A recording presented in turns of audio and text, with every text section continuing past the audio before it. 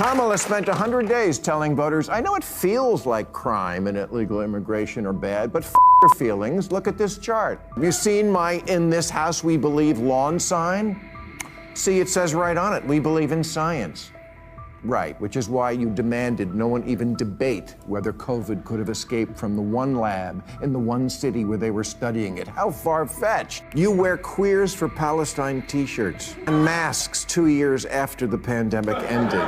And you can't define woman, I mean person who menstruates. You're the teachers' union education party, and you've turned schools and colleges into a joke. Alright, so not too long ago we put out a video calling out Bill Maher. Yeah, the same guy who's been a hardcore lefty for years. He absolutely went off on his own pick for president, Kamala Harris. But what we didn't really get into was the wild backstory behind all of it. Well, lucky for you, that's exactly what we're breaking down today. Why did Bill Maher suddenly turn on someone he actually voted for? And get ready for this. Why did he have some surprisingly nice things to say about Trump? Harris would be the first woman president, first black woman president, and first Asian president. But I don't vote for who will be the first. I vote for who will win. And for whatever reason, Harris has never been popular. You can count the number of delegates she won in the 2020 primaries on one hand, as long as that hand has no fingers. The first and most painfully obvious reason Maher didn't vote for Kamala Harris? She had about as much appeal as a root canal, not just among conservatives, but even within her own party. Her campaign never really took off, but that didn't stop her team from trying to force her into the spotlight like some cringy TikTok trend. They brought in every celebrity they could find, Mindy Kaling, Meghan Markle, Lizzo, hoping their star power would somehow make Kamala more likable. They set up influencer collaborations, staged awkward cooking segments, and even had her dancing on camera as if that was the secret to winning an election. Maher, in classic fashion, saw right through it, sarcastically remarking that what voters really wanted was a VP with great TikTok moves. Some argue that Harris wasn't popular simply because she only had a few months to campaign, as if that was the only thing keeping her from overwhelming public support. Come on, that excuse is as flimsy as her approval ratings. The reality? Even if Joe Biden himself had been the one running, he would have crashed and burned just as badly. Why? Because the Democratic policies being pushed at the time were about as appealing as a warm glass of expired milk. Take their relentless push for EV mandates, for example. They wanted Americans to ditch their gas-powered cars, whether they liked it or not. But shocker, not everyone is eager to pay Tesla-level prices just to show off at a stoplight. Then there was their soft-on-crime stance, where shoplifters walked out of stores like they were contestants on Supermarket Sweep. Unsurprisingly, voters weren't exactly thrilled about skyrocketing car prices and criminals getting a free pass. Who could have guessed? But that wasn't the only reason Maher didn't back Kamala. Another major factor? He straight up called her incompetent. Besides being wildly unpopular, Kamala Harris was, according to Bill Maher, shockingly incompetent. In 3 years as vice president, she's been quieter than an electric car. Sometimes life isn't fair. It's not fair that she's not popular. She's intelligent and accomplished, and in fact was put in charge of the border. And look at how... Okay, bad example.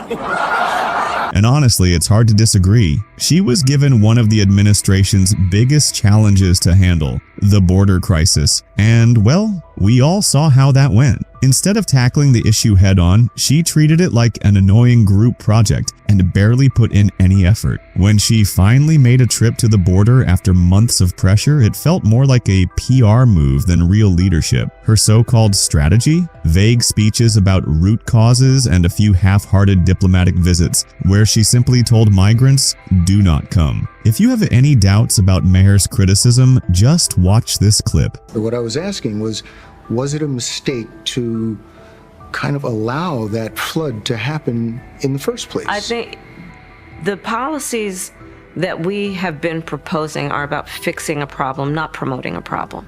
Meanwhile, illegal crossings surged, cities were overwhelmed, and the rest of us were left wondering if our so-called border czar even knew where the border was. Every time she was asked about the situation, she responded with one confusing, rambling answer after another. So much fluff, so little substance. It was like watching a student try to hit a word count on an essay they didn't study for. The border crisis wasn't just a policy failure, it was a test, a preview of what the country could expect if Kamala ever took full control. And let's just say, she didn't exactly pass with flying colors. Instead of actually addressing the problem, she treated it like an annoying inconvenience, dodging responsibility and hoping no one would notice. But people did notice, including Bill Maher. Even as a liberal, he couldn't ignore the disaster she left behind. And that brings us to the third reason Maher completely tore into Kamala Harris: her dishonesty. Just watch how this CNN journalist picks apart her claims.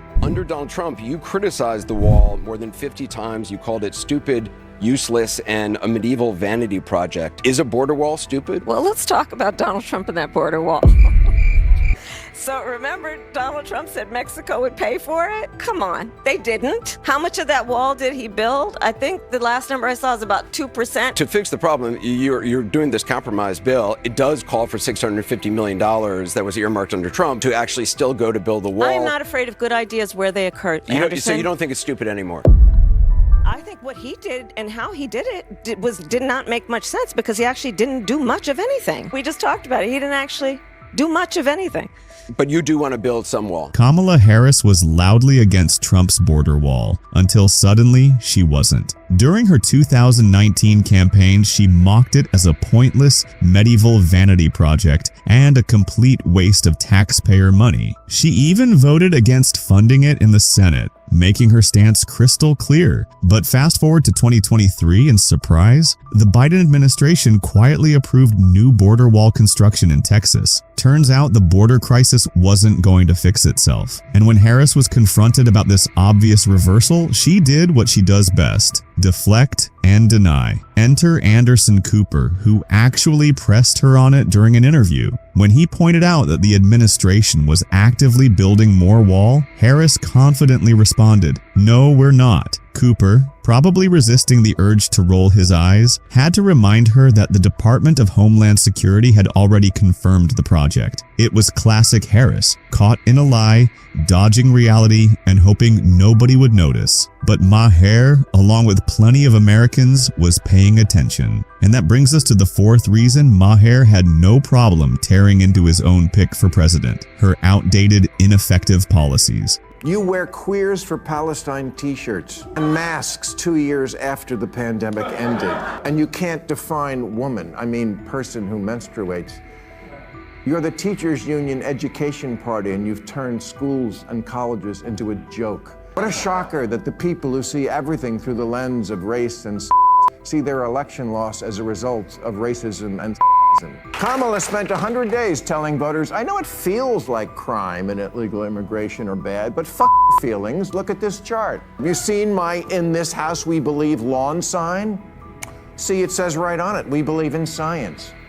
Right, which is why you demanded no one even debate whether COVID could have escaped from the one lab in the one city where they were studying it. How far-fetched. Democrats have become like a royal family that, because of so much has unfortunately had children who are retarded. The left pushed some of the most mind-bogglingly absurd policies, so absurd that even die-hard liberals like Bill Maher had to take a step back and say, wait, what? It almost felt like a contest to see who could come up with the most ridiculous idea and still say it with a straight face. Take the whole issue of biological men competing in women's sports. Suddenly, decades of progress for female athletes were thrown out the window because feelings were prioritized over fairness. Women who had trained their entire lives for a shot at victory were now losing to competitors with an undeniable biological advantage. And if anyone dared to question it, they were instantly labeled a bigot. Then there was the bizarre contradiction of LGBTQ activists proudly wearing Queers for Palestine shirts, supporting a group that, spoiler alert,